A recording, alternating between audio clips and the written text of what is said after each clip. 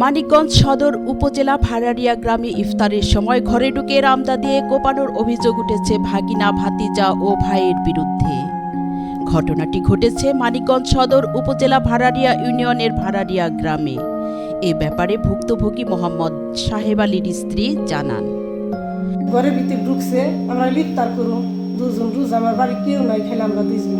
এখন উনারে হইলে বাড়িতে ফেলাই, কোপতে ফেলাই দিছে, কোপতে ফেলাই দিছে। আমার হইলে দুইয়ের বাইক আমার এই যে ফুলে গেছে, জ্বলে যাইতেছে আগুনের নাম, খালি বাইরে আর খালি পাড়াইছে।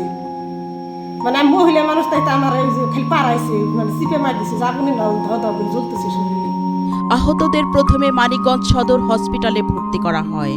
পরে রেজাউল ও মতিয়ারের অবস্থা গুরুতর হওয়ায় তাদের উন্নত চিকিৎসার জন্য ঢাকায় পাঠানো হয়েছে বলে জানান ভুক্তভোগীর পরিবার।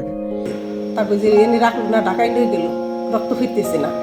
আইসল, রবিউল, মজিবার, মোস্তফা, শাহাদত, মানে রামদাও নিয়ে আসছিল, রামদাও নিয়ে আসছিল, আর ওই যে লাঠি কাতরা এগুলো নিয়ে আসছিল। এলাকাবাসী জানান, দীর্ঘদিন ধরে দুই পরিবারের মধ্যে জমি বিরোধের কারণেই এমন ঘটনা ঘটেছে। খাইছে 5টা বছর ধরে কইতেছি, মুরব্বীরা খাই গেছে, আমার কুলাহান্ডি যাই যাবে না, ফেলাই থেকে যাম না। তাহলে আমার পলট হইলে আনতমা মোহন 3 জনে পায়, আর ওই বাড়িটা আবার আমরা দাদি শাশুড়ির নামে আমরা পাই।